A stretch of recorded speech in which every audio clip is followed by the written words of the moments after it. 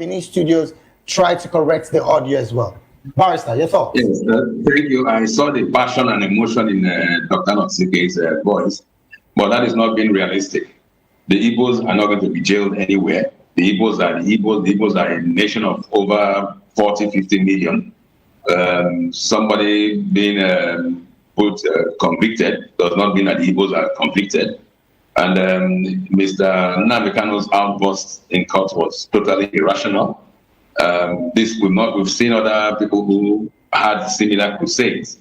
Nelson Mandela was in solitary confinement for decades, and he still was able to marshal his own arguments, and his personnel built even more respect and credibility for the cause he was incarcerated for.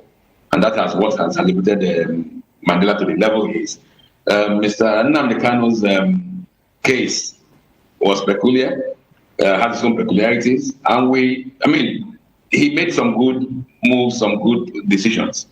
But his subsequent ones, like I said earlier, were not smart, were not very good. And like I said, most likely, not definitively, most likely there will be a conviction on 20th. And the next step with what happens next. There is injustice in this case, no doubt, no doubt. Like I have been saying it, giving the defendant 6 days to marshal his defense when the prosecution had over 2 years. 2 years, exactly. Was clearly unjust.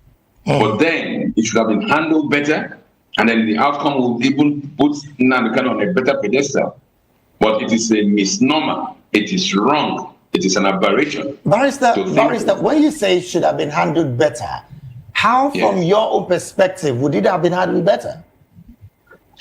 Now, when the case was going from appeal court to Supreme Court and back down and all that, it was clear that there was no justice in this case, and there was no possibility of justice being attained in this matter.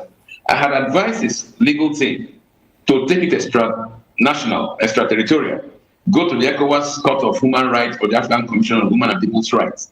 That those were the real avenues to address this cause. But they remained and kept on having press conferences after every trial, making it like a charade. They were like more interested in the press coverage rather than seeking justice. So what has transpired has been long foretold, and has been long known to some of us who have been in this profession for quite some decades.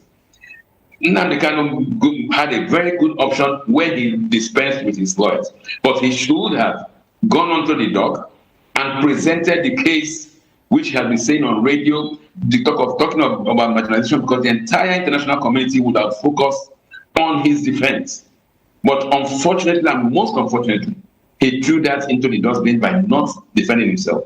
But he just said now, Barrister Isalacho, he just said now that the way the whole case started, actually, we have, will I say, lots of injustice from the Supreme Court to so now him standing in the dock to defend himself, open a defense at this point in time of what use would that be when we already, from what you said, made mention of the whole process being marred by injustice. Oh yes. No. Now, in all that time, he has not been heard. Nobody has had him express his issues. So going on the dock and defending himself would have still given that opportunity to say what he wanted to say, or put to practice, or put to the whole world the whole issue about marginalization, about the need for self-actualization, which are definite international rights to which every group is entitled to, including the Igbos of the Southeast, for goodness sake. So he robbed himself of that opportunity. All right, then. Now, what I wanted to clarify was the saying that the entire Southeast, the entire Igbos will be incarcerated. No. That must not be it. But the reality is this: considering that several others, terrorists, who have killed, Kabiru Sokoto, the terrorists in Zamfara and other places, who have killed, have meetings with government officials with their guns. Why would it be very unjust for this country to incarcerate or convict Nnamdi Kalu? All right, then. When you're hobnobbing with terrorists, the army has this very silly, I call it silly, and it's absolutely silly. What the army and the federal government, what they call de-radicalization, reintegration, and whatever.